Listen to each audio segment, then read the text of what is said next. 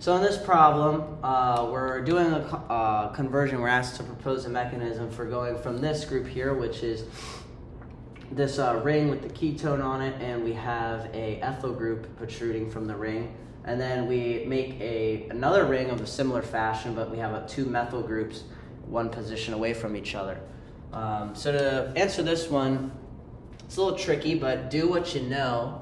And to start, we're going to undo this, and you can kind of see that this is an aldol condensation because we have a ketone, and there would have been an OH here, and it got removed. So because it was attacked by the enolate here, that was the enolate, right? And it got turned into an alkene. So let's go ahead and do what's called a retroaldol.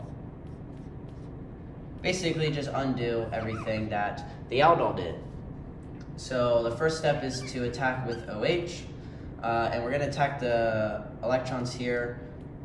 It's going to want to go to the more substituted side, so it's going to go right here, and it's going to put electrons onto that carbon there. It also will be resonance stabilized, so we're kind of forming an enolate there of sorts.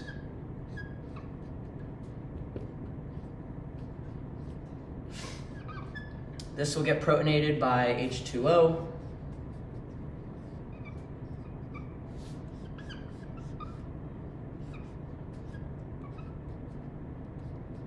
To give us this here. Okie dokie, so now what happens, this is the weird step. We're under basic conditions, so what's going to happen is this this OH here is going to reform a carbonyl, but it's going to kick out this group and put electrons onto that carbon once again. So I'll go ahead and draw what that product would look like. So we have a negative charge, carbonyl, carbon 1, 2, 3, 4.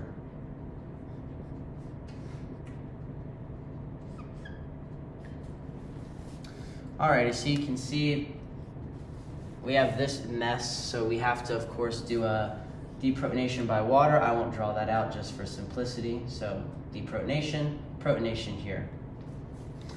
Okay, so now that we have our linearized aldol, right? So this initially formed the aldol, right? It made an enolate here, attacked, and then made that ring.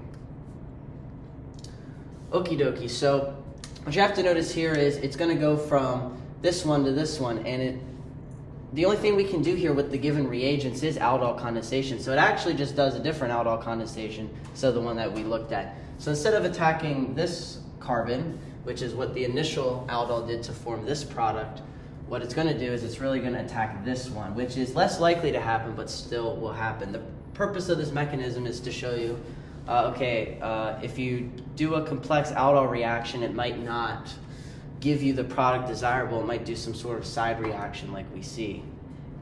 So we're going to attack that carbon, and to do so, we'll draw on our hydrogen. Let me grab a new marker.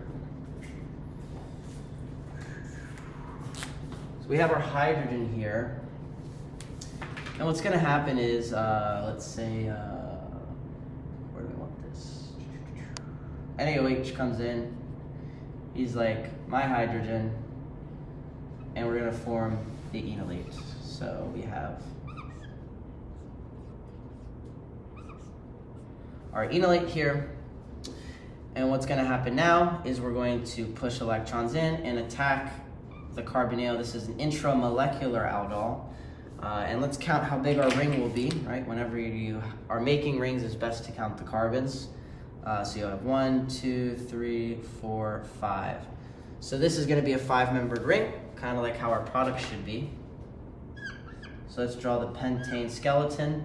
On carbon 1, we have that carbonyl, right? Or sorry, not the carbonyl. It's going to be with a negative charge. And then 2, 3, 4 is where a carbonyl is at. And notice we have a methyl group protruding from the first carbon, and from the 5th carbon, that's this carbon here, right? Yes, we have another methyl group. Now to reform our base, because this is base catalyzed, it's gonna want us to deprotonate. So oxygen is like, I don't want the negative charge anymore. Gives it to the water molecule to form hydroxide. We have now we have a tertiary alcohol and these methyl groups. Hopefully you can begin to see our product here. Now remember, when we heat a hydroxyl group in the presence of OH, what's going to happen is elimination. So it's going to pick the most substituted. When we heat things up, it's not the kinetic product, it's the thermodynamic product. And the thermodynamic product is the one that is most substituted. So what happens is we heat it up, we heat things up, and we use a strong base like NaOH. You wouldn't want to protonate your OH because that would be an error, because we are in basic conditions and therefore we don't protonate things readily, right? You could protonate it if it was under acidic conditions. But the second something becomes positively charged, it's just going to not want to do that.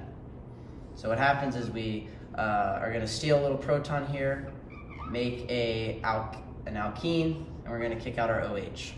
So what we're left with for our final product, and I'll just rearrange what we have here. Actually, I'll draw it how it is, and then I'll draw it how we want it to look. So this is our product here. Notice we have the methyl, the alkene, the methyl, and then we have the ketone. So if I just do a rotation, so I'll rotate the molecule.